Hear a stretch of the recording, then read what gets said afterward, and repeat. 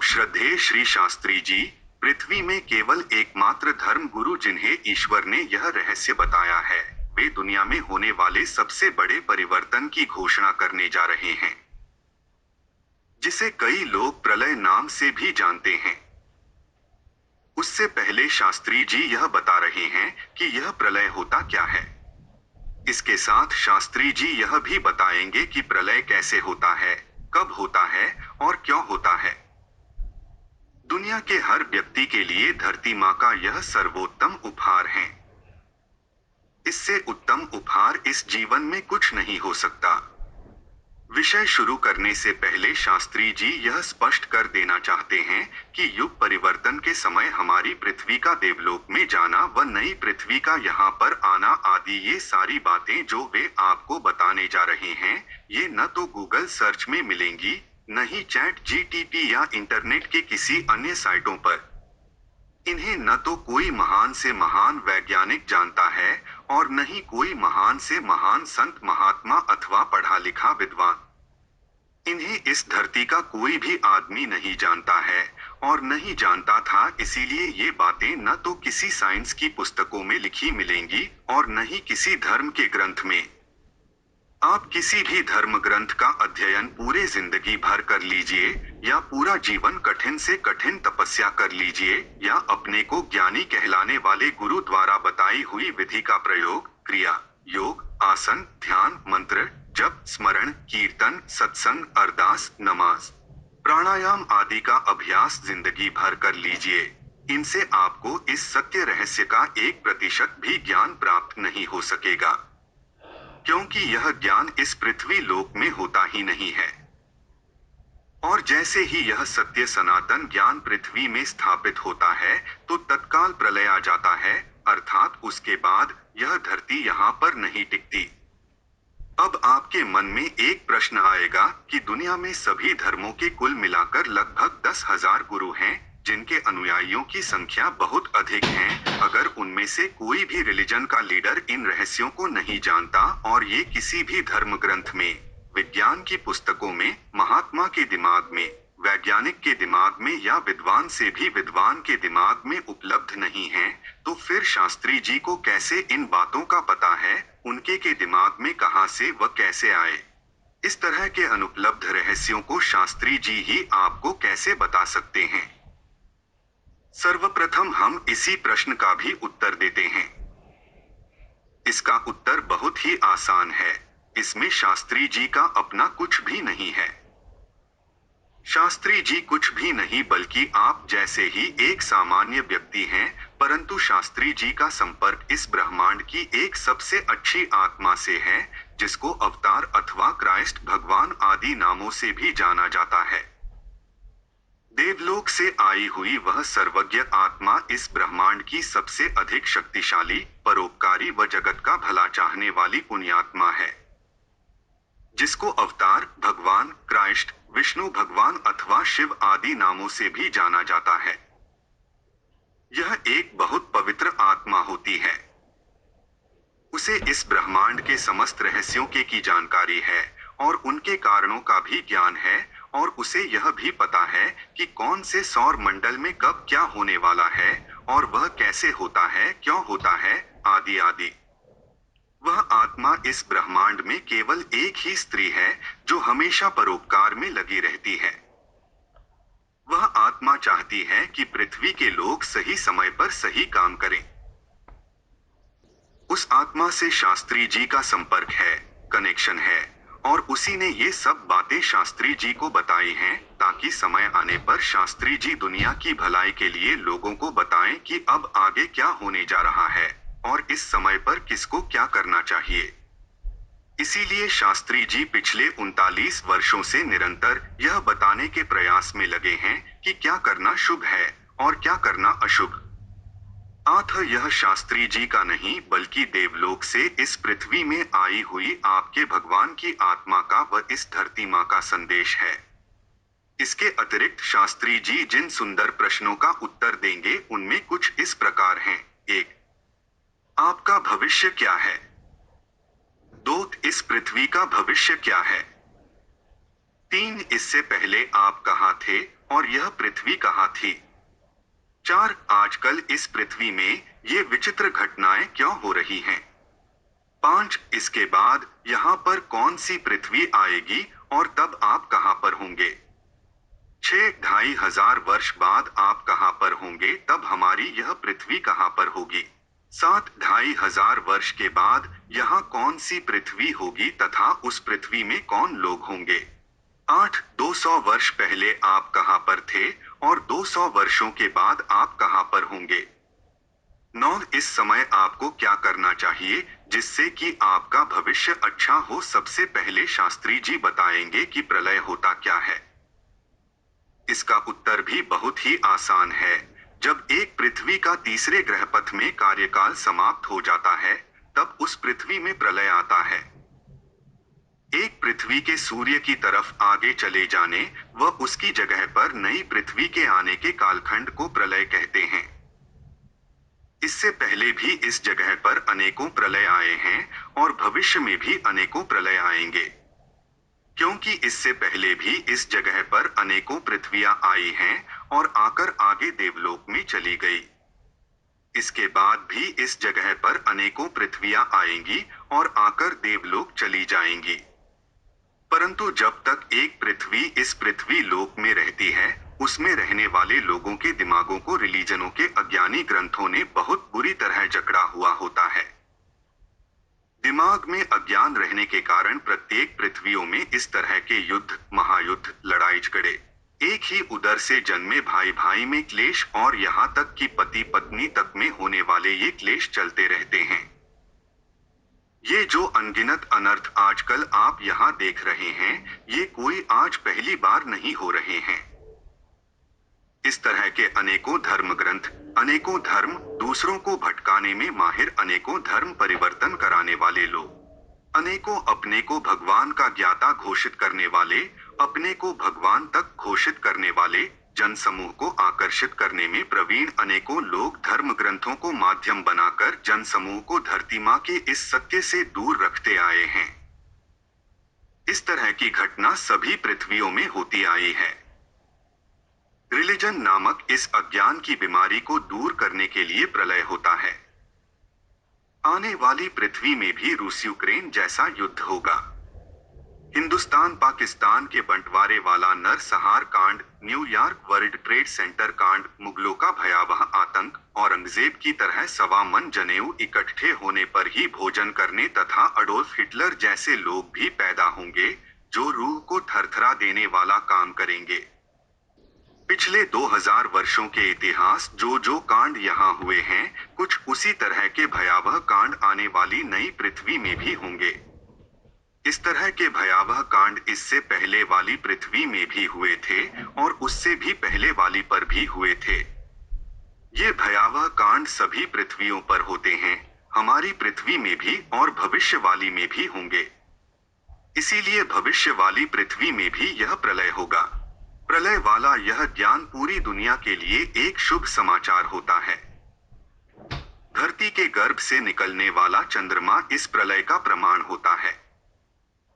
यही चंद्रमा अवतार के आने का भी प्रमाण होता है। यह ब्रह्मांड दुनिया के लोगों को बताता है कि भगवान सचमुच में होते हैं, धरती में आते हैं, अच्छे लोगों के कष्ट दूर करते हैं, धरती का भार उतारते हैं। पृथ्वी ग्रह के एक युग के समाप्त होने को लोग प्रलय नाम से भी जानते हैं और इसी को एंड ऑफ द वर्ल्ड, क्यामत, महाप्रलय, अपोक्लिप्स, युग परिवर्तन आदि नामों से भी जाना जाता है। ये शब्द कई धर्म ग्रंथों में भी मिलते हैं। यद्यपि जिस कालखंड में अधिकतर धर्म ग्रंथ लिखे गए थे, उस कालखंड के लोगों को सौर मंडल की इतनी विस्तृत जानकारी नहीं थी और न ही डीएनए की जानकारी थी और न ही ईश्वर की, परंतु उन्हें यह पता था कि ईश्वर है, देवलोक है, नरक भी है, भगवान है, आत्मा है, पुनर्जन्म भी होता है और मोक्ष भी होता है और प्रलय भी होता है। प्रलय से पहले देवलोक से भगवान धरती पर आते हैं, धरती पर आकर के अच्छे लोगों के दुख दूर करते हैं। आदि इस तरह की अनेकों बातों पर उन्हें अटूट विश्वास भी था। इन्हीं समस्त बातों को सत्य प्रमाणित करने के लिए देवलोक से भगवान की आत्मा यहाँ आती है और साइंटिफिकली इन्हें सत्य प्रमाणित करती है। जैसे ही यह समाचार पूरी दुनिया में फैल जाता है, तो फिर उसके बाद अच्छे लोगों को पता चल जाता है कि भगवान इस धरती पर आए हैं या आए थे, और यह सब बातें बता करके गए कि ईश्वर, देवलोक, नरक, आत्मा, पुनर्जन्म, मोक्ष, प्रलय आदि सब बातें सत्य हैं, और साथ में यह भी बता करके गए कि अब उनकी वाली पृथ्वी का भी इस जगह पर समय समाप्त हो गया है। इसी शुभ समाचार को सत्य सनातन धर्म की स्थापना भी कहते हैं। लोगों के दिमाग में इस सनातन सत्य की स्थापना होने के तुरंत पश्चात प्रलय आता है। प्रलय कैसे होता है, इस बात को समझने से पहले आपको यह जानना होगा कि हमारी पृथ्वी के लोग सौर मंडल व डीएनए के बारे में कितना जानते हैं और कितना नहीं जानते हैं। कितना जानते हैं, उसके लिए शास्त्री जी विस्तार में नहीं जा रहे क्योंकि वह अनावश्यक एक लंबी कहानी बन जाएगी, परंतु संक्षेप में आप इस तरह के कुछ चित्रों को देख लीजिए। इनको समझने के बाद प्रलय को समझना और भी आसान हो जाएगा। इन चित्रों से ही आपको बहुत कुछ आइडिया हो जाएगा। परंतु वैज्ञानिकों को अभी तक यह पता नहीं है कि हमारा चंद्रमा पिछली वाली पृथ्वी का कोर था, और यह भी पता नहीं है कि हमारी पृथ्वी का कोर आने वाली पृथ्वी का चंद्रमा बनेगा। इस तरह की वास्तविक बातों को स्वयं खोज पाना मानव जाति के लिए कोई 1 मील या 10 मील का पत्थर नहीं बल्कि 258 लाख मील दूर का पत्थर था। मानव जाति के लिए प्रलय का यह ज्ञान स्वयं खोज निकलना असंभव से भी असंभव काम था। इसीलिए इस रहस्य को उजागर करने वाले मनुष्य के शरीर में रहने वाली भगवान की यह आत्मा बहुत ही विशेष होती है। देवलोक से आई हुई इस आत्मा के से शास्त्री जी का बहुत अच्छा कनेक्शन है। प्रत्येक पृथ्वी के लोग पिछले 2000 वर्षों में सौर मंडल के बारे में बहुत कुछ बातों को खोज निकालते हैं, परंतु यहाँ के साइंटिस्ट व धर्म ग्रंथों के विद्वान लोग मुख्य बात जो नहीं जानते वह यह है कि धरती का कोर एक बहुत अधिक गर्म चंद्रमा है जो धरती के विपरीत दिशा में घूम रहा है। इस मूल बात को न जानने के कारण पूरी सृष्टि के अनगिनत रहस्यों को नहीं जान पाते। उदाहरण के लिए ये नहीं जानते कि कोर व पृथ्वी के एक दूसरे के विपरीत दिशा में घूमने के कारण रगड़ से ऊर्जा एनर्जी पैदा हो रही है। 2 इस एनर्जी से उगने वाले पेड़ पौधे व जीव जंतु से लेकर गुरुत्वाकर्षण, प्रकृति में चक्राकृतियां, हेलिकल डीएनए, बिजली, कंप्यूटर, वायुभंवर, जलभंवर, जन्म, मृत्यु, पुनर्जन्म, एवोल्यूशन व मोक्ष आदि हजारों रहस्यों के बारे में कुछ नहीं जानते।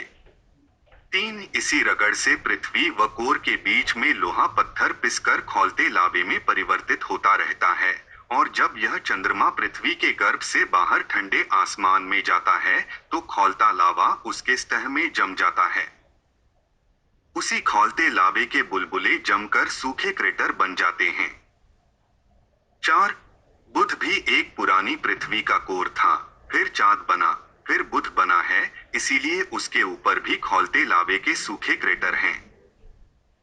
उसी तरह धार्मिक लोग भी यह तो मानते हैं कि ब्रह्मा परमात्मा होता है, परंतु यह नहीं जानते कि वह धरती माँ के केंद्र में अत्यंत शक्तिशाली गर्म चंद्रमा है जो अपनी एनर्जी से सृष्टि को चला रहा है। यह तो मानते हैं कि अवतार होता है, परंतु वे यह नहीं जानते कि वह अवतार की वह आत्मा लगभग पिछले 80 वर्षों से हमारी पृथ्वी में है। यह तो मानते हैं कि देवलोक होता है, परंतु वे यह नहीं जानते कि वह शुक्र ग्रह है। धार्मिक व वैज्ञानिक लोग ईश्वर व जन्म, शरीर, भोजन आदि सब कुछ देने वाली धरती माँ के बारे में कुछ नहीं जानते, परंतु अपना कारोबार चलाने के लिए झूठ की एक सर्वमान्य पद्धति बना लेते हैं और उस सुव्यवस्थित पद्धति को इनकी सरकारें भी मान्यता दे देती हैं।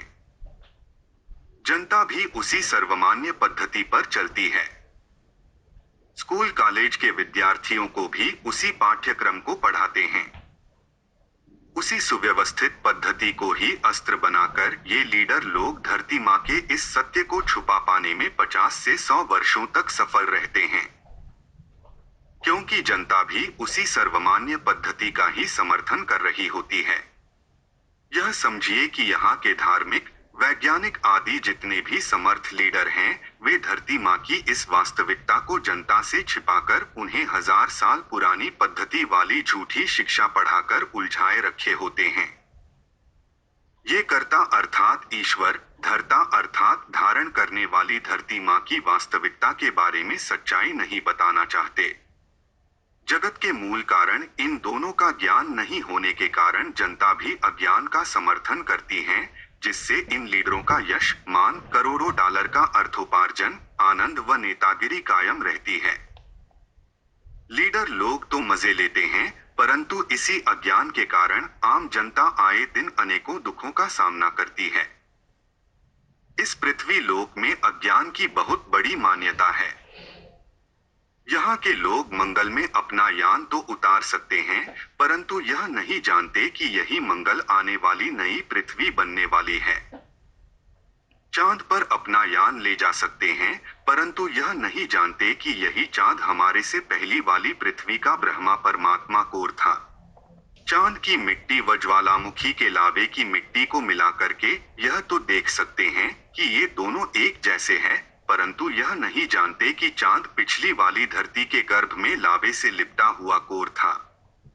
अंतरिक्ष में स्पेस स्टेशन बना सकते हैं, परंतु यह नहीं जानते कि धरती माँ को छोड़कर अंतरिक्ष में जाना कितना भयावह पाप है। अगर 50 साल पहले इन लीडरों ने इस ज्ञान का स्वागत कर लिया होता, तो आज हर कोई सुखी होता। परंतु जनता को भटका कर रखने से ही यहाँ के अनेकों लीडरों की नेतागिरी चलती है। ज्ञानी गुरु को न मानने तथा झूठे रिलीजनों, अज्ञानी ग्रंथों व अज्ञानी लीडरों को मानने के कारण पृथ्वी लोक के लोगों का दिमाग बीमार रहता है। बीमार दिमागों में तनाव व अशांति रहती है। लोभ, लालच, लड़ाई, झगड़े, युद्ध व अनगिनत अनर्थ बीमार दिमाग के परिणाम होते हैं। इसीलिए धरती माँ प्रलय से पहले लोगों के दिमागों की बीमारी का मूल कारण अज्ञानी धर्म ग्रंथों व अधूरे ज्ञान वाले विज्ञान के झूठ को समूल नष्ट करके लोगों के दिमागों में सत्य भरकर उन्हें स्वस्थ बनाती है। क्योंकि प्रलय के समय बीमार दिमाग वाले लोग मर जाते हैं, स्वस्थ दिमाग वाले लोग बच जाते हैं। या इसको यूं कहें कि सही काम करने वाले लोग धरती माँ के साथ देवलोक जाते हैं और गलत काम करने वाले पीछे ही रह जाते हैं। या इसको यूं भी कह सकते हैं कि धरती माँ को मानने वाले मोक्ष को प्राप्त होते हैं और झूठे रिलीजनों को मानने वाले आने वाली नई पृथ्वी में बनमानुष व नए रिलीजनों से अपनी नई शुरुआत करते हैं। अर्थात सही काम करने वालों का भला होता है और जिद्दी, अहंकारी व मूर्खों का भला नहीं होता। रिलीजन व विज्ञान के बहुत बड़े बड़े कारोबार झूठ की आधारशिला पर चल रहे होते हैं। जिस तरह वैज्ञानिक लोग कोर तथा धरती माँ के द्वारा होने वाले आश्चर्यजनक रहस्यों के बारे में कुछ भी नहीं जानते, उसी प्रकार रिलीजनों के लीडर लोग भी परमात्मा व धरती माँ के द्वारा होने वाले रहस्यों के बारे में कुछ भी नहीं जानते। अर्थात इन दोनों को ईश्वर के बारे में 0.001% भी ज्ञान नहीं होता है। अब आपको बड़ा आश्चर्य भी होगा व आनंद भी आएगा कि अगर ये ईश्वर को 0.001% भी नहीं जानते तो हजारों लाखों की भीड़ इनको सुनने के लिए क्यों जाती है। ये इतने विख्यात कैसे हो जाते हैं? झूठ का कारोबार कैसे इतना अधिक फल फूल जाता है? जो सच्चाई के बारे में कुछ भी नहीं जानते, उनका सच्चाई को जानने का दावा करते ही इतने अनुयायी कैसे बन जाते हैं। यहाँ के बड़े बड़े रिलीजनों के निर्लज्ज कारोबारी तो अपने अनुयायियों को उनके मरने के बाद मोक्ष तक का वचन दे रहे होते हैं, जबकि उन्हें कुछ भी पता नहीं होता कि मोक्ष दूसरे ग्रह पथ में जाने को कहते हैं। यहाँ के कई लोग अपने को भगवान तक घोषित कर लेते हैं, तो उनका कारोबार और भी त्वरित गति से फलता फूलता है। भगवान के नाम पर यहाँ बड़े बड़े बड़े अनर्थ होते हैं। भगवान के नाम पर यहाँ रिलीजन बनते हैं। मोक्ष का लालच देकर लीडर लोग धर्मांतरण वाला धर्म परिवर्तन का बहुत बड़ा धंधा चलाते हैं और अधिक जमीन पर साम्राज्य विस्तार के काम में लगे रहते हैं। उन लीडरों की दृष्टि व लक्ष्य शासन की पावरफुल कुर्सी को हथियाना होता है। रिलीजन नामक अज्ञान की इस भयंकर बीमारी से दुनिया ग्रसित रहती है।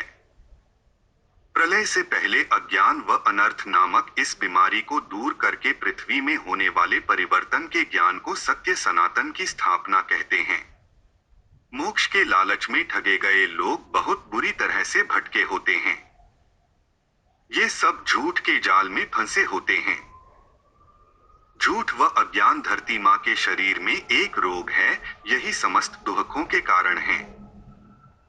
सामान्य लोगों को तो पता भी नहीं चलता कि वे झूठ की वजह से कितना दुख भोग रहे होते हैं, उनके जीवन में कितनी अशांति है। अनेकों आपदाएं केवल उनके झूठ के अनुयायी बने रहने के कारण हैं। झूठ को पकड़े रखना एक भयावह विनाशकारी मनोरोग है। इसीलिए प्रलय आने से पहले इस मनोरोग का अंत होना जरूरी होता है। धर्मांतरणम अथवा रिलीजन नाम की इस महामारी का इलाज इस धरती में किसी के पास नहीं होता है, तो फिर यह ज्ञान बाहर कौन सी जगह से आता है व कैसे आता है वाली जिज्ञासा तो प्रलय की इस कहानी को और भी रोचक बना देती है। अब प्रलय होने वाला है, इसीलिए आपको यह जानना बहुत जरूरी है कि पृथ्वी में प्रलय होगा तो आपका क्या होगा। कई लोग सोचते होंगे कि जो सबका होगा वही मेरा भी होगा। नहीं, नहीं, ऐसा बिल्कुल भी नहीं है।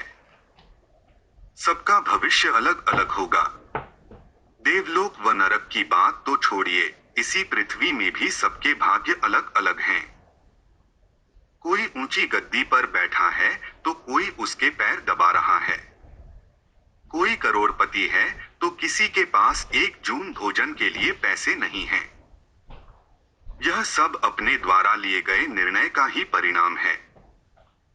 इसीलिए जो व्यक्ति जो निर्णय लेगा उसका भाग्य वही होगा।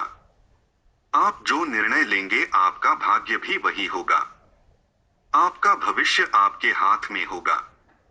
इसके लिए ईश्वर को दोषी नहीं ठहरना। अब पहले तो आपको यह सीखना होगा कि धरती में प्रलय होगा तो इस धरती का क्या होगा, क्योंकि आपने इस धरती का अन्न खाया है और आप इसी धरती में रहते हैं। एक गर्भस्थ शिशु की तरह आप भी इस धरती के मां के शरीर के अंदर एक अंश हैं। जो चमत्कार इस धरती का होगा वही आपका भी होगा। परंतु अगर आप इस रहस्य को न जानने वाले अज्ञानियों व मोक्ष के झूठे ठकेदारों के अनुयायी बनकर रहेंगे तो आप मां के चमत्कार से वंचित रह जाएंगे। यह आपके ऊपर है कि अज्ञानी रिलीजन के लीडर से चिपके रहो या धरती मां के परिवर्तन के साथ चलना है। विनाशकारी रिलीजन को अपनाए रखो या सत्य सनातन को अपनाओ। अब झूठ के सभी घर अग्नि में जलकर भस्म होने वाले हैं। भगवान सब स्पष्ट कर रहे हैं कि आप जिस घर में सोए हैं उसमें आग लगाने वाली है, और बता भी रहे कि आग क्यों लगेगी, कैसे लगेगी और आपको क्या करना चाहिए।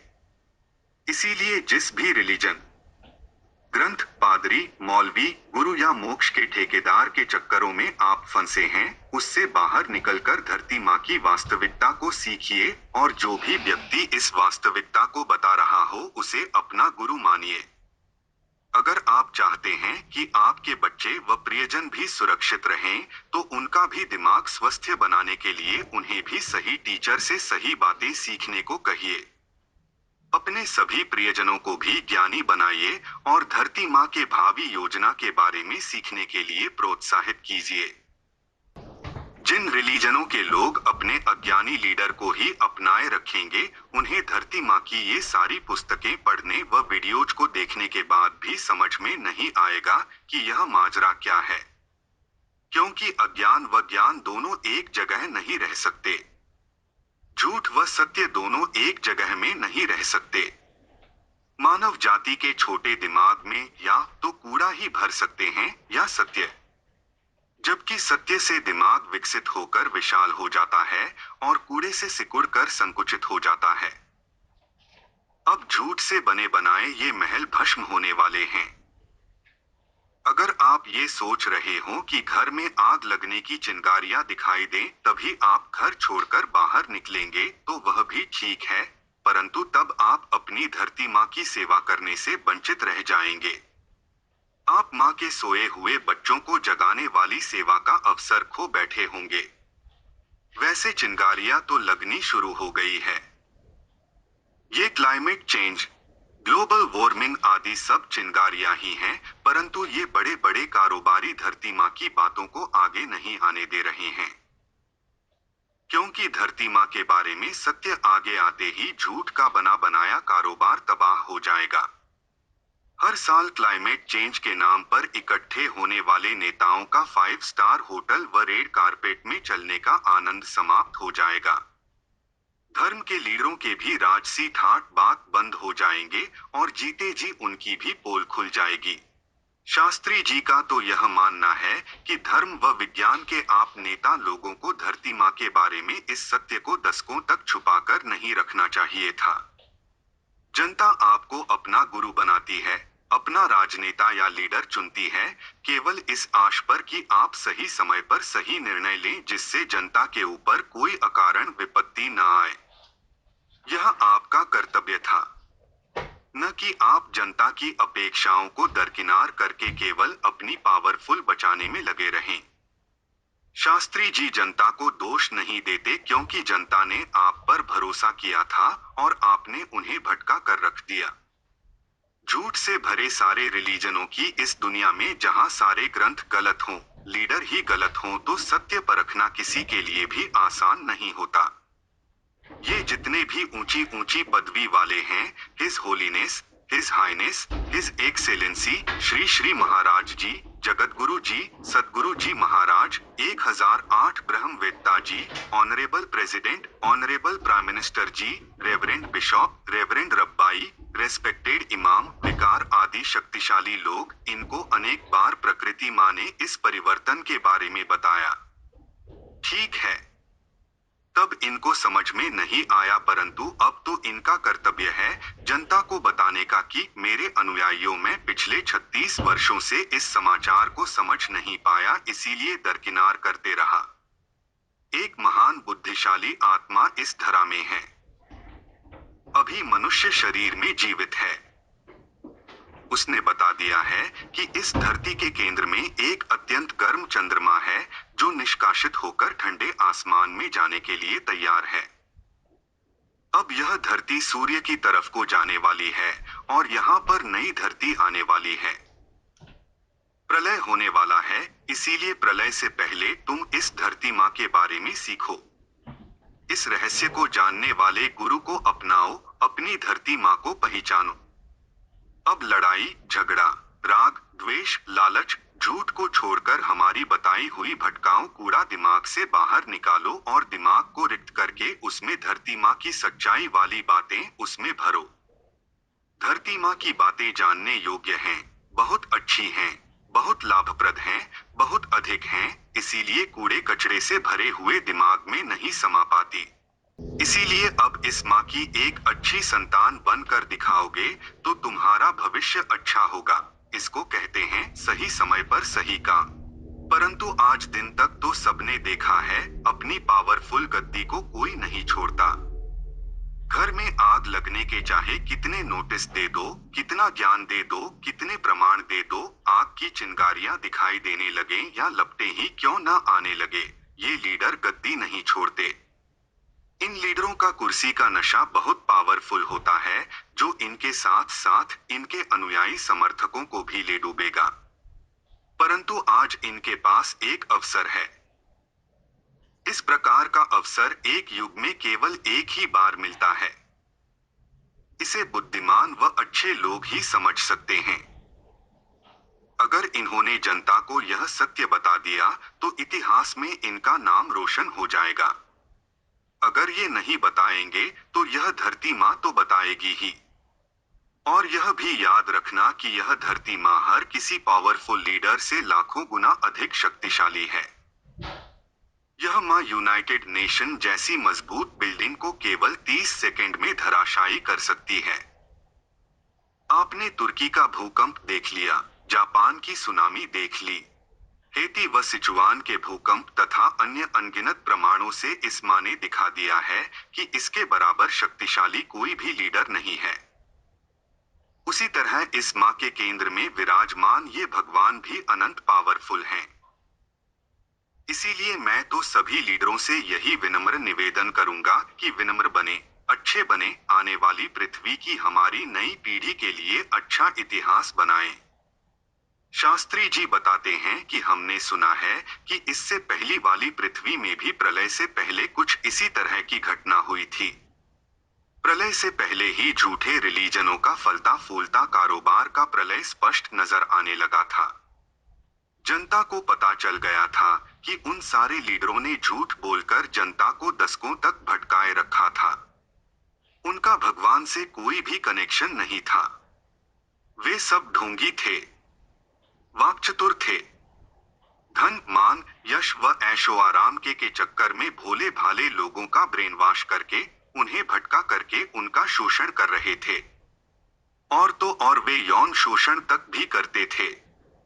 पहले तो वे भोले भाले अनुयायी लोग भी अपने को सही रिलीजन, सही गुरु, सही पंथ, सही धर्म ग्रंथ व सही धर्म स्थल का अनुयायी होने का दावा कर रहे थे, परंतु जब उन्हें वहां भी दुहकों से मुक्ति नहीं मिली तो दूसरे धर्मों के संपन्न लोगों को उन्हें अपने धर्म में लाने का अवसर नजर आ गया। दूसरे रिलीजनों की अनेकों संस्थाएं उन्हें दुख निवारण व बेहतर जीवन के साथ स्वर्ग व मोक्ष देने का लालच दिलाकर अपने धर्म में परिवर्तित कराने के काम में लगे हुए थे। धर्म परिवर्तन के लिए वे लोग छल, जादू जंतर भी करते थे, स्वादिष्ट भोजन भी देते थे, डीसी इलेक्ट्रिक करंट लगाकर उसे ईश्वर का टच बतलाकर भ्रमाते थे, बेहतर हूरों का वादा करते थे, शराब, अफीम, जन्नत, परमानंद व मोक्ष का भी वादा कर रहे थे। धनबल व शस्त्रबल दोनों का प्रयोग करते थे तथा अनेकों प्रकार के प्रलोभन दिलाकर दूसरे धर्म की कन्याएं व उनके धन के साथ साथ अधिक से अधिक भूभाग में अपना शासन हथियाने में लगे थे। उन्हें लालची आदमी के दिमाग की कमजोरी का पता था और उसी नस को पकड़कर उसी का लालच देकर उसे अपने काबू में कर लेते थे। पूरी धरती में रिलीजनों का तांडव चल रहा था। सभी लीडरों के असंख्य असंख्य अनुयायी थे और वोट बैंक के कानून द्वारा सभी का साम्राज्य बढ़ता ही जा रहा था। उन सभी लोगों ने दशकों तक अपनी धरती माँ वाले इस सत्य को दबाकर रखा, परंतु जैसे ही उनकी धरती में क्लाइमेट चेंज वाली आग की लपटें स्पष्ट दिखाई देने लगी और सबको पता चल गया कि वे लपटें इन ढोंगी व ठग लीडरों को जलाकर खत्म करने के लिए इतनी तेजी से आगे बढ़ रही हैं, तो वे लीडर लोग भी इस ज्ञान को वे दबा पाने में असफल होने लगे। तब उन सारे के सारे रिलीजनों के ठेकेदारों की कुर्सियां हिल गई थी। वहां हड़कंप मच गया था। उसके बाद वहां रूह को थरथरा देने वाली बड़ी ही विचित्र घटना हुई जिसके बारे में मैं बात नहीं करना चाहता। उस घटना के बारे में बात करने का साहस शास्त्री जी कभी नहीं कर पाए, परंतु कहते हैं कि अक्ल वाले समझदार लोग समझ गए थे और उन्हें पता चल गया था कि अब रिलीजन के सारे ठेकेदारों व धर्म ग्रंथों का प्रलय निकट आ गया है। क्योंकि जिस घर में उनके अनुयायी लोग शांति पूर्वक तथाकथित पुरानी पद्धति के अनुसार मेडिटेशन, ध्यान, योग, साधना, नमाज व प्रार्थना कर रहे थे, इस गलतफहमी में कि वो सब करने से उनका घर सुरक्षित है और मरने के बाद उन्हें स्वर्ग भी मिलेगा, परंतु जब उस घर में चिंगारियों व आग की लपटें स्पष्ट दिखाई देने लगी थी तो मेडिटेशन व प्रार्थना की जगह भयावह अफरातफरी मच गई। अनुयायी लोगों ने देखा कि मोक्ष के इन ठेकेदारों ने व धर्म के ग्रंथों ने तो कभी यह बताया ही नहीं कि वहां ऐसी विनाशकारी क्लाइमेट चेंज वाली आग लगाने वाली है। वह दुनिया हिल गई थी। पृथ्वी के गर्भ वाले गर्म चंद्रमा के रहस्यों के बारे में जानकर सब लोग चकित हो गए थे कि उनका असली भगवान वहां गया था। सब कुछ बता करके गया और अब उनकी धरती माँ के केंद्र से अत्यंत गर्म चंद्रमा बाहर निकलने वाला है। अब चूंकि वही समस्त ऊर्जा एनर्जी का स्रोत था, जब वही नहीं रहेगा तो बिजली नहीं रहेगी तो वे कंप्यूटर, सेलफोन, हवाई जहाज, सैटेलाइट आदि हजारों चीजों का क्या होगा। एनर्जी के अभाव में पेड़ पौधे नहीं उगेंगे, व जीवों के हृदय पंप कैसे करेंगे। और जब साइंटिस्ट लोगों को यह पता चलेगा कि इसी गर्म चंद्रमा से निकलने वाली घुमावदार एनर्जी ही हमारे शरीरों के डीएनए को खींचकर धरती माँ से चिपकाए हुई थी, और अब यह नहीं रहेगा, तो कहीं हमारे शरीर छटक कर अंतरिक्ष में तो नहीं चले जाएंगे। साइंटिस्ट लोग भी ईश्वर के महान साइंस को समझकर स्तब्ध थे। इस समाचार को जानकर पूरी दुनिया थरथरा उठी थी। अब क्या करें। देवलोक से आई हुई वह अवतार क्राइस्ट अथवा भगवान तो मर गया था, क्योंकि उसकी आयु 80 वर्ष से अधिक हो गई थी, और वह इस धरती के लोगों के व्यवहार से बहुत दुखी भी थी, इसीलिए अपने घर देवलोक को जाना ही चाहती थी। परंतु अच्छी बात यह थी कि वह 80 वर्षों का अपमान व जेल जैसी यातनाओं को सहन करके भी शास्त्री जी जैसे 2-4 लोगों को यह बता करके गई कि धरती के अंदर का गर्म चंद्रमा जब आसमान में जाएगा, धरती में बिजली नहीं रहेगी, बड़े बड़े भूकंप आएंगे, चारों तरफ प्राकृतिक उथल पुथल होगी, तो तब लोगों को क्या करना चाहिए। सभी बुद्धिमान लोग समझ गए थे कि देवलोक नामक दूसरी दुनिया से आया हुआ वह खूबसूरत स्त्री जो कुछ भी बता करके गई थी वह सब कुछ सत्य था। इसीलिए चिंगारियों के साथ आग की लपटों को देखते ही उस अफरा-तफरी के बीच ही कुछ अच्छे लोगों ने कुछ अच्छा काम कर लेने की ठानी। उन्होंने यह ठान ली कि जिन अज्ञानी भटकाऊ रिलीजनों के ग्रंथों और लीडरों ने जीवन भर उन्हें भटकाए रखा, जिनके कारण उन्होंने इतने दुख भोगे, अब उन्हें ही खत्म करके इस दुनिया से जाओ। ये सब अज्ञानी लीडर व अज्ञानी ग्रंथ आने वाली पीढ़ी को न भटका पाए, और आने वाली पीढ़ी इन मुसीबतों से न गुजरे। उन्होंने सभी भटकाऊ रिलीजनों के ग्रंथों के साथ साथ उन भटकाने वाले लीडरों को भी उसी आग के हवाले कर देने की सोची, जिन्होंने अपने ऐशो आराम, आनंद, विलास, सुख भोग, यह व अपार दौलत का आनंद लेने के लिए अपने अनुयायियों को आधी शताब्दी तक भटका के रखा। क्योंकि उस थोड़े से बचे हुए समय में वे यह अच्छा काम कर लेना चाहते थे, ताकि उनके मरने से पहले सारी बुराइयों का अंत हो, सारी बुराइयां समूल भस्म हो जाए। उन सभी अनुयायियों ने उस महाप्रलय से पहले अपने सारे रिलीजनों के ग्रंथों व सारे अज्ञानी ठग लीडरों को उस अग्नि में भस्म होते देखा। अधर्मों के सारे विशाल प्रार्थना भवनों को जमींदोज होते देखा। प्रकृति माँ ने भी प्रलय से पहले अपने बच्चों को बड़ा विचित्र दृश्य दिखाया। यह अद्भुत दृश्य भी एक युग में केवल एक ही बार देखने को मिलता है। इसका भी आनंद लीजिए, खुश रहिए। धरती माँ सचमुच बहुत पावरफुल है, बहुत ही पावरफुल है, और यह भगवान भी बहुत पावरफुल हैं। प्रलय से पहले ही सारे झूठे ग्रंथ जलकर अग्नि में स्वाहा हो गए, और सारे धर्मों के मोक्ष के ठेकेदार भी उस अग्नि में स्वाहा हो गए। फिर उसके बाद सत्य सनातन की स्थापना हुई। क्योंकि प्रलय का यह ज्ञान इतना शक्तिशाली होता है कि इससे सौर मंडल के सारे ग्रह हिल जाते हैं, और यहाँ तक कि सारा ब्रह्मांड हिल जाता है। यह ज्ञान किसी भी धर्म के ग्रंथों के ज्ञान से लाखों गुना अधिक शक्तिशाली होता है, तथा किसी भी करोड़पति गुरु के अनुयायी बल व धन बल से लाखों गुना अधिक शक्तिशाली होता है। यह ज्ञान मूर्खों, ठगों व अहंकारियों की हेकड़ी निकाल कर रख देता है, और उन्हें चूर चूर करके रख देता है। सारे ढोंगियों और ठगों की पोल खोल करके उन्हें नग्न कर देता है। दूध का दूध, पानी का पानी कर देता है। धर्म ग्रंथों का इतिहास सत्य होता है या नहीं, परंतु यह ज्ञान तो इन्हीं आंखों से जीते जी मनुष्य को दिखा देता है कि भगवान होते हैं, और सचमुच ही होते हैं। यह दृश्य भी समय चक्र में केवल एक ही बार आता है। अगर आप इस समय जीवित हैं और इसके साक्षी हैं, अर्थात इस दृश्य को देख रहे हैं, तो अपने को धन्य समझिए। यह शक्तिशाली ज्ञान प्रलय आने से पहले ही अज्ञान व ढोंगियों का प्रलय कर देता है। प्रत्येक पृथ्वियों में यह एक बहुत ही रोमांचकारी क्षण होता है। इस प्रलय में कुछ देर के लिए पृथ्वी के समस्त जीव जंतु मर जाते हैं। एक भी जीव जीवित नहीं रह पाता, न समुद्र में, न वायु में और न थल में, क्योंकि कोई भी आदमी इस शरीर से देवलोक में नहीं जा पाता। यह शरीर न तो समुद्र के अंदर रहने के लिए बना है, न ही बर्फ के अंदर रहने के लिए। यह शरीर न तो मंगल ग्रह में रहने के लिए बना है और न ही शुक्र ग्रह में। हमारा यह वर्तमान शरीर इसी पृथ्वी की सतह के वातावरण व घनत्व में रहने के लिए ही बना है, परंतु अब जब यह पृथ्वी आगे सूर्य की तरफ जा रही है, तो ये समस्त शरीर मर ही जाएंगे। क्योंकि हमारे ये शरीर वहां के 850 डिग्री फ़ारेनहाइट तापमान के लिए नहीं बने हैं। परंतु चिंता मत कीजिए। आप सबके पास दोनों ही विकल्प उपलब्ध हैं। प्रथम, प्रकृति माँ के नियमों का पालन करके आगे वाले 850 डिग्री तापमान में दिव्य शरीर पाने का।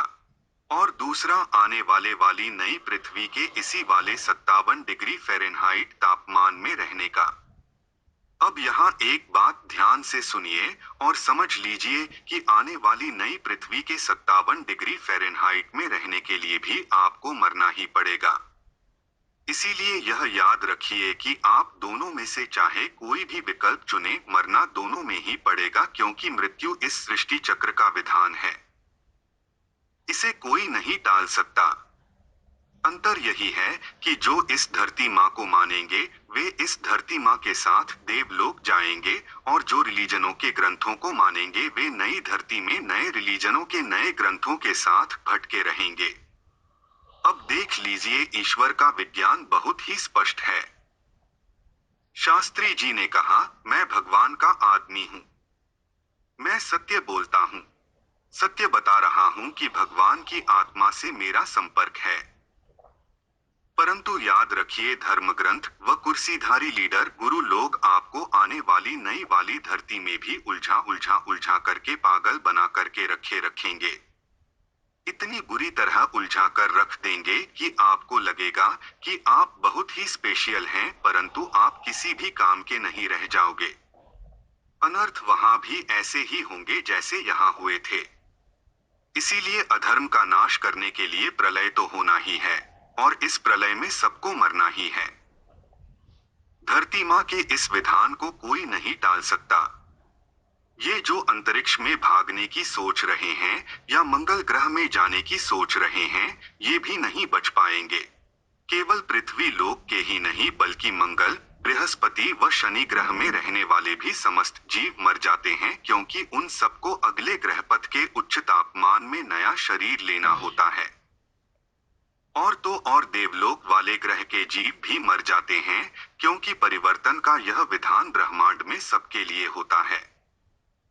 परंतु देवलोक वाले खुशी खुशी अपनी माँ के इस विधान को स्वीकार करते हैं।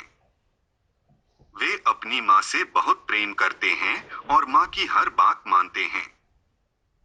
प्रलय के समय आप ग्रहों के सूर्य की तरफ जाने वाले इस सुंदर दृश्य को देख नहीं पाएंगे, क्योंकि आप सब गहरी नींद में सो गए होंगे।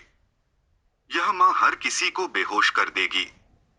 परंतु अभी जीते जी आप इसको बहुत अच्छी तरह समझ सकते हैं, क्योंकि इस करुणामयी जननी ने आप सभी के दिमागों को इसे समझने के लिए पूर्ण विकसित कर रखा है। पृथ्वी में अधिक भूकंप, क्लाइमेट चेंज तथा पेकिंग यूनिवर्सिटी के प्रोफेसर सांग की खोज की धरती के कोर ने घूमना बंद कर दिया है, आदि ये सब अभूतपूर्व प्राकृतिक संकेत इसी प्रलय के प्रमाण हैं। इन प्रमाणों से बेहोश होने से पहले या मरने से पहले आप अपने ईश्वर की इस अद्भुत लीला को अच्छी तरह और आसानी से समझ सकते हो। और आप यह जान सकते हो कि जिस भगवान को आप मानते थे, पूजते थे, वह यहाँ आया था। इसी के साथ आपके दिमाग का विकास होगा, फिर सही मार्ग पर चलोगे तो आपको मोक्ष भी मिलेगा और आप सही मंजिल पर पहुंचोगे। परंतु जैसे ही प्रलय का काम पूरा हुआ, तो यह समझ लीजिए कि नींद से आदमी उठेगा तो स्वयं को एक आश्चर्यजनक नगरी में पाएगा। उस नगरी का रूप अलग, रंग अलग और लोगों के मन अलग। वहां की जिस आत्मा से शास्त्री जी का संपर्क है, उसने शास्त्री जी को वहां की अनेकों आश्चर्यजनक बातें बताई हैं कि वहां का प्रेम, सच्चाई, ज्ञान, विज्ञान व लोगों के शरीरों की दिव्यता आदि सभी बड़ी ही अद्भुत होती हैं। जो बुराइयां यहाँ हैं, वे वहां बिल्कुल भी नहीं होती, और जो अच्छाइयां वहां हैं, वे यहाँ बिल्कुल भी नहीं होती। वह क्रमविकास की आखिरी मंजिल है, इसीलिए स्वाभाविक है अद्भुत तो होगी ही। क्योंकि 2000 साल पहले गुफाओं में रहने वाला वनमानव आज वाईफाई वाला सेलफोन लेकर सुंदर कार चलाने लग गया है, तो भी आगे इससे बेहतर तो होगा ही। इसीलिए इस प्रलय के बाद आनंद ही आनंद है, केवल अगर आप माँ की बात माने तो। आठ प्रलय से डरना नहीं, क्योंकि यह एक शुभ समाचार है, वह खुशी का क्षण है। इसका स्वागत कीजिए, इसका आनंद लीजिए, अच्छा जीवन जी लीजिए। लड़ाई झगड़ों से दूर रहिए, क्रोध से दूर रहिए। अपने प्रियजनों के बंद दिमागों में भी यह ज्ञान भरिए। अपने बच्चों को भी सच्ची बातें सिखाइए और उन्हें भी महान बनाइए। शिक्षित बनिए, अपने परिवार को शिक्षित बनाइए, अपने राष्ट्र को शिक्षित बनाइए और शिक्षित लोगों के बीच में रहिए। चिंता से दूर रहिए, ठगों से दूर रहिए, ढोंगियों से दूर रहिए। युग बदल रहा है, प्रकृति के साथ चलिए। इस धरती माँ को बार बार प्रणाम कीजिए और हर बार भोजन का ग्रास मुंह में डालने से पहले इस माँ का धन्यवाद कीजिए। प्रलय के समय मनुष्य अंतरिक्ष में स्पेस स्टेशन बनाना, मंगल ग्रह में जाना आदि अभूतपूर्व उपलब्धि हासिल कर लेता है। परंतु साइंस की यह उपलब्धि ज्ञान नहीं बल्कि घोर नरक में ले जाने वाला घोर अज्ञान होता है। मनुष्य जन्म का उद्देश्य मोक्ष होता है। प्रलय मोक्ष का मुहूर्त होता है। मोक्ष के लिए मनुष्य को अज्ञानी साइंस तथा अज्ञानी रिलीजनों का त्याग करके अपनी धरती माँ की यात्रा के बारे में बहुत कुछ सीखना होता है और प्रकृति अर्थात समय के साथ चलना होता है। जो समय के साथ चलेगा वह देवत्व को प्राप्त होगा। जो रिलीजनों व साइंस के साथ चलेगा वह असुरत्व को प्राप्त होगा। आप किस रास्ते पर चल रहे हैं वह आपको पता है। आप रिलीजन के ग्रंथों वाले रास्ते पर चल रहे हैं या धरती माँ वाले रास्ते पर, वह आपको पता है। आप जिस रास्ते पर चल रहे हैं उसी की मंजिल आपका भविष्य है। अब आपको अपना भविष्य का स्पष्ट पता चल गया होगा। देवलोक की जिस आत्मा के साथ शास्त्री जी का संपर्क है, वह भी प्रकृति के विधान का पालन करके समय के साथ मनुष्यत्व से देवत्व को अर्थात अपनी धरती माँ के साथ मनुष्यलोक से देवलोक में गई।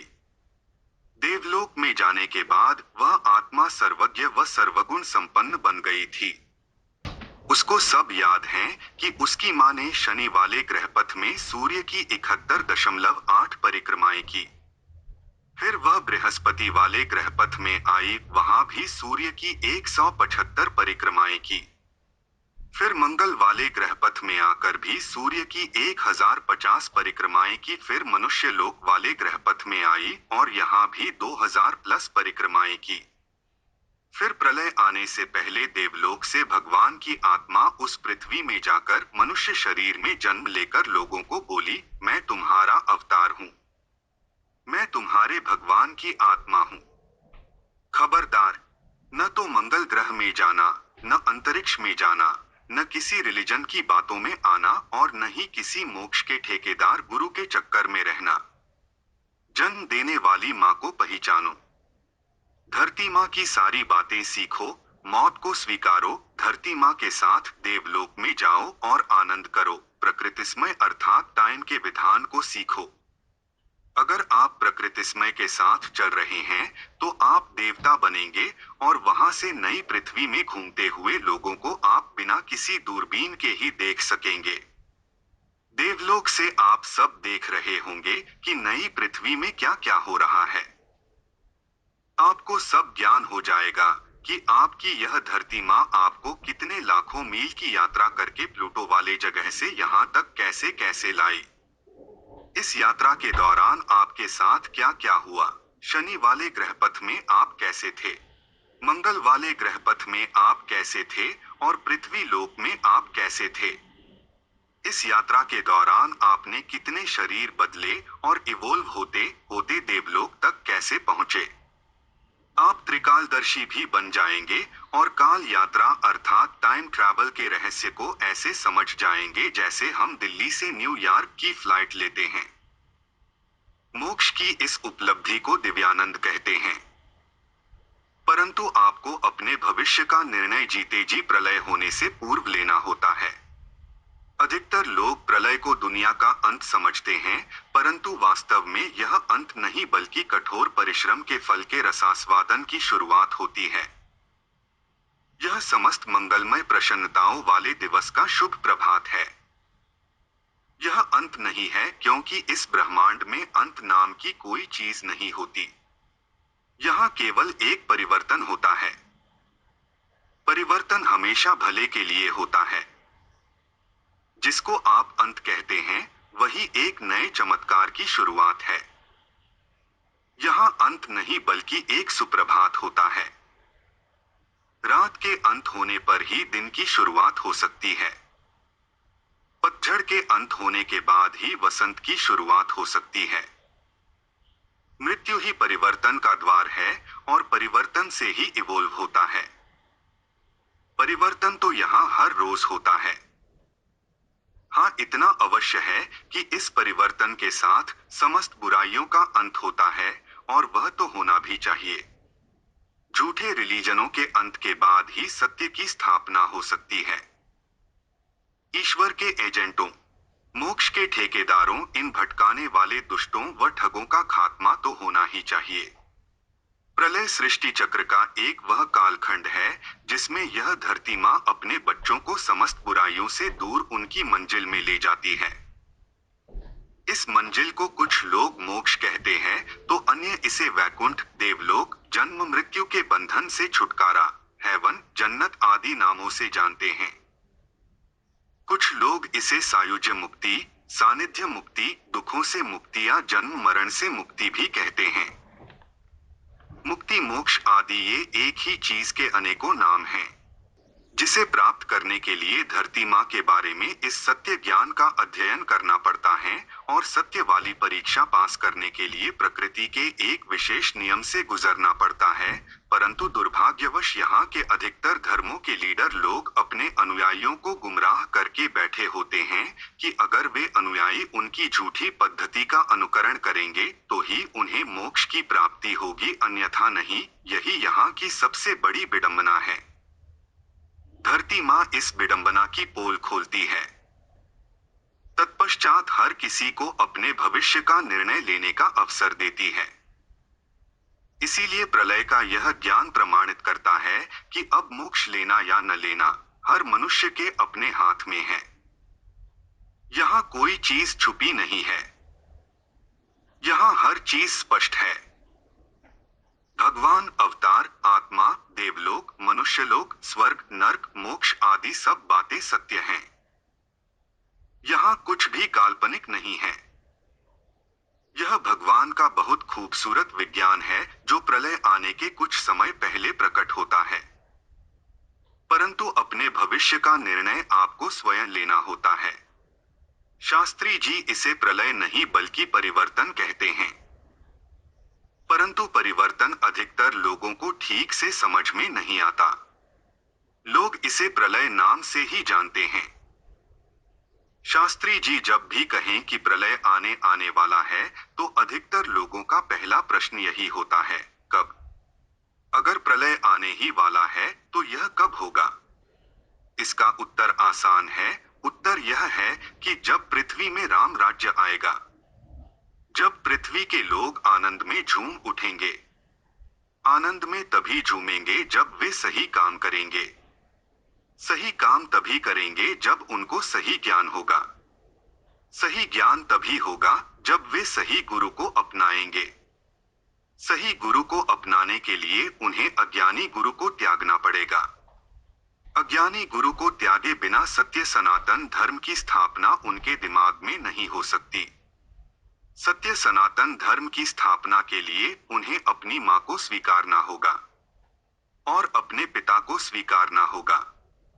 अर्थात उन्हें धरती माँ की यात्रा आदि के बारे में सीखना पड़ेगा, व माँ की महिमा सीखनी पड़ेगी। सीखने के बाद उन्हें समझ में आना चाहिए कि उनका ईश्वर, चाहे वे उसे शिव कहें या दुर्गा, लक्ष्मी, अल्लाह, क्राइस्ट, कृष्ण, मदर मेरी, विष्णु या किसी भी नाम से पुकारते हों, वह इस धरती में आया था। उनकी पूजा, प्रार्थना, आस्था, विश्वास आदि सब सत्य प्रमाणित हो गए। विश्वास यह था कि वह ईश्वर इस धरती में आता है, और वह आया भी था। वह सब कुछ बता करके गया कि यह संसार उसी पावरफुल आत्मा का एक चमत्कार है। अपना भला चाहने वाले लोगों को पता चलना चाहिए कि अब लड़ाई झगड़ा व कुमार को छोड़कर एक अच्छे मानव बनने के लिए थोड़ा समय रह गया है। जैसे ही राम राज्य आ जाएगा, सबको ईश्वर का पता चल जाएगा, धरा में थोड़े समय के लिए एक बार मानवता आ जाएगी, तब अविलंब प्रलय आ जाएगा। अभी तक रामराज्य आया नहीं है। अभी तक भटकाने वाले शैतान लोग ही इस धरती की शासन व्यवस्था को कंट्रोल किए हुए हैं। अभी तक तो लोगों के अच्छे दिन नहीं आए हैं, क्योंकि अभी तक तो लोगों को धरती की महिमा का पता ही नहीं है। क्यों पता नहीं है, उसका भी उत्तर शास्त्री जी देते हैं। अब इसका उत्तर देने के लिए तो भय बिन होई न प्रीति वाली स्पष्टवादिता की नीति पर चलना पड़ेगा। शास्त्री जी विनम्रता को बहुत महत्व देते हैं। विनम्रता को वे अपना आभूषण मानते हैं। परंतु 38 वर्ष की विनम्रता का कोई परिणाम नहीं मिला, क्योंकि उन्हें लगता है, लोग सोचते हैं कि शायद यह आदमी गलत है, या इसे अपनी बात पर पूरा कॉन्फिडेंस नहीं है। अब उन्होंने लोगों की स्वयं प्रशंसा बहुत सुन ली है कि किसका गुरु कितना महान है व कौन आदमी कितना महान धार्मिक है। अब उन्हें भी स्पष्ट बोलने दीजिए। दुनिया में दुख इसीलिए है क्योंकि यहाँ का कोई भी जिम्मेदार आदमी अपने उत्तरदायित्व को नहीं निभा रहा है। ऊंचे पदों पर बैठे हुए ये सभी लोग बहुत स्वार्थी हैं और कह रहे हैं कि दुनिया जाए भाड़ में, मुझे तो पैसा चाहिए। ये लोग अपनी माँ का दिया हुआ खा खा करके मोटे हुए जा रहे हैं और माँ के साथ हर दिन हर घड़ी कृतघ्नता कर रहे हैं। ये लोग अति स्वार्थी व निर्लज्ज हो चुके हैं। इनमें चाहे गुरु हो या धर्माचार्य, पोप, पादरी, मौलवी, इमाम, लामा, रब्बाई, लीडर, राजनेता, संपन्न व्यापारी, president, prime minister, research professor, United Nations, USGS, USGS, climate change के लोग, सिनेमा जगत, व्यापार जगत या मीडिया जगत के लीडर, समय आने पर ये सब कृतघ्न बन चुके हैं। इन्हें अपनी G+ सिक्योरिटी, महंगी कारें, आलिशान घर, नौकर चाकर, सेवक अनुयायी, बड़ी ख्याति, ऐशो आराम के साथ अपनी पावरफुल गद्दी के आनंद को बनाए रखना है। इन्हें जिंदगी का मजा चाहिए। इन्हें केवल पैसा दिखाई दे रहा है। शास्त्री जी का काम है इन्हें बताना कि भविष्य में ये होने वाला है। बाकी इस सत्य के द्वारा अपनी जनता तो सुखी बनाना इनका कर्तव्य है। बाकी शास्त्री जी के हाथ में कुछ नहीं है। शास्त्री जी कहते हैं कि मैं तो केवल बता ही सकता हूँ। मैं सरकार नहीं हूँ, अन्यथा मैं अपने राष्ट्र में सारे रिलीजनों के झूठे ग्रंथों को प्रतिबंधित कराकर सत्य की शिक्षा के द्वारा अपनी जनता को उनके पूर्वजों के मूल धर्म सत्य सनातन धर्म में वापस ले आता। इस तरह जनता के चेहरे में खुशियां ले आता। इस सत्य की शिक्षा से सारे झूठे ग्रंथों का अस्तित्व स्वतः ही समाप्त हो जाता। मैं विख्यात गुरु भी नहीं हूँ, अन्यथा मैं अपने सारे अनुयायियों को बता देता कि ब्रह्मांड को चलाने वाली ईश्वर की आत्मा देवलोक से इस पृथ्वी में आई है। अब धरती माँ के बारे में सीखो, सही समय पर सही काम करो और अपना भला करो। मैं मीडिया का लीडर भी नहीं हूँ, अन्यथा मैं सत्य का ऐसा प्रचार कर देता कि धरती से झूठ गायब ही हो जाता और धरती के 8 अरब लोगों के जीवन में आशा की किरण जाग उठती। मैं शिक्षा मंत्री भी नहीं हूँ, अन्यथा सच्ची शिक्षा से लोगों में सच्चाई भर देता, झूठे पाठ्यक्रम का अस्तित्व समाप्त हो जाता और इंसान इंसान बन जाता, राष्ट्र भक्त बन जाता, माँ का भक्त बन जाता। मैं साइंटिस्ट भी नहीं हूँ, अन्यथा दुनिया के लोगों को पृथ्वी के गर्भ वाले गर्म चंद्रमा के ठंडे आसमान में जाने के साथ इस पृथ्वी के दूसरे ग्रह पथ में जाने व अन्य समस्त रहस्यों को उजागर कर देता। सभी धर्मों के भ्रांतियों को दूर करके सत्य की स्थापना कर देता तथा धरती के लोगों को धन्य बना देता। मैं एक सामान्य आदमी हूँ, इस माँ का ऋणी हूँ।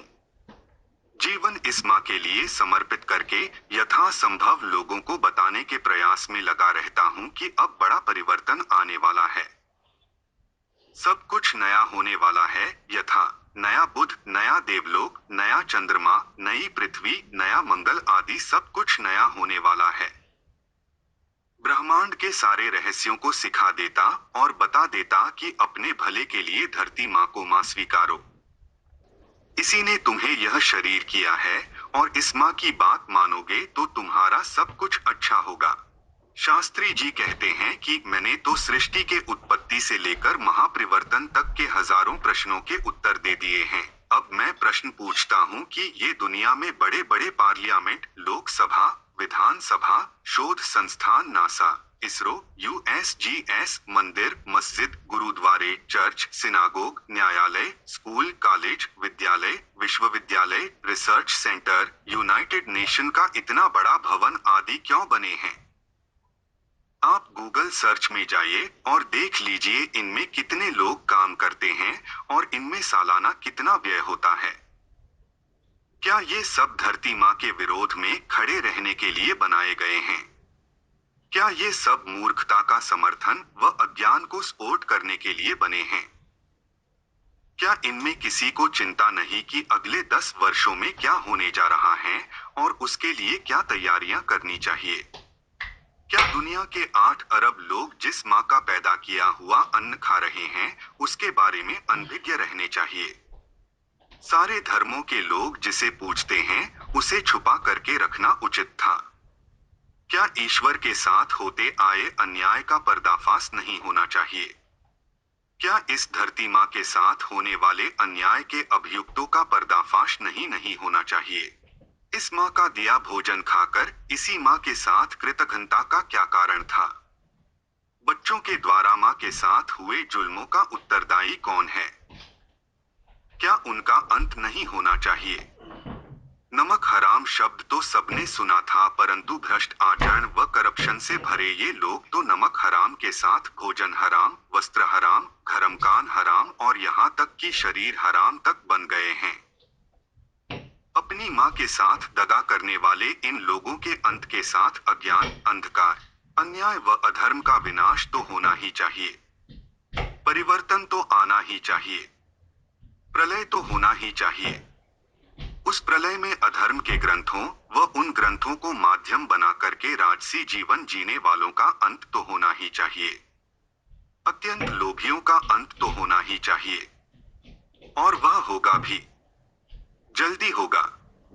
अगर विश्वास न हो तो अपने साइंटिस्ट लोगों से कहिए कि इसकी छानबीन अच्छी तरह से करके बताएं। अगर उनमें कोई साइंटिस्ट इंटेलिजेंट व ईमानदार होगा तो वह बता देगा कि ये सारी बातें कोई नहीं परंतु केवल भगवान ही बता सकते हैं। वैसे तो साइंटिस्ट लोगों से भी पूछने की आवश्यकता नहीं है, कोई भी बुद्धिमान व साफ मन का आदमी इसे आसानी से समझ सकता है। आप भी इसे आसानी से समझ सकते हैं। प्रलय निकट है। अपना भाग्य बनाइए। अपना रास्ता अभी आज ही चुन लीजिए। अगर आपको अपनी माँ के लिए कुछ अच्छा काम करना है तो यह अवसर है।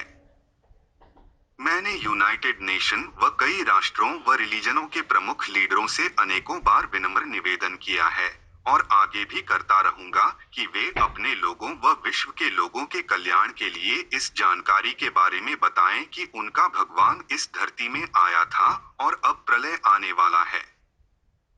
परंतु ये छोटी बुद्धि के लोग समझ नहीं पा रहे हैं कि यह उनके ही भगवान का संदेश है। यह क्रिश्चियनों को उनके ही जीसस का मैसेज है। हिंदुओं को हिंदुओं के ही कृष्ण का संदेश है, आदि आदि। जो जिस किसी भी ईश्वर को मानता है उसके लिए यह उसी के ईश्वर का मैसेज है। यह धरती एक है, भगवान की आत्मा एक है, इसीलिए धर्म भी एक ही है। इसको सत्य सनातन धर्म कहते हैं क्योंकि यह सत्य भी है और सनातन भी है। धरती में इसकी स्थापना के बाद संपूर्ण परिवर्तन हो जाता है।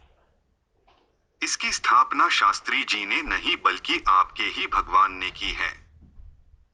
शास्त्री जी तो आप जैसे एक सामान्य आदमी हैं।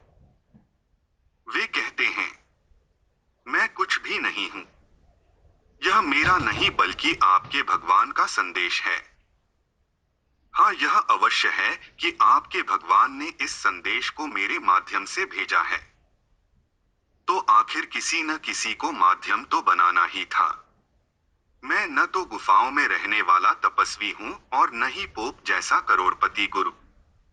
आप मुझे महत्ता मत दीजिए परंतु अपने भगवान के संदेश को समझिए। यह आपके असली भगवान का असली संदेश है। यह असली संदेश तो है ही, साथ ही आपके के लिए सर्वोत्तम उपहार भी है। इससे उत्तम उपहार इस मृत्युलोक में कुछ हो ही नहीं सकता। अपने ईश्वर के उपहार को स्वीकार कीजिए और अपना जन्म सफल बनाइए।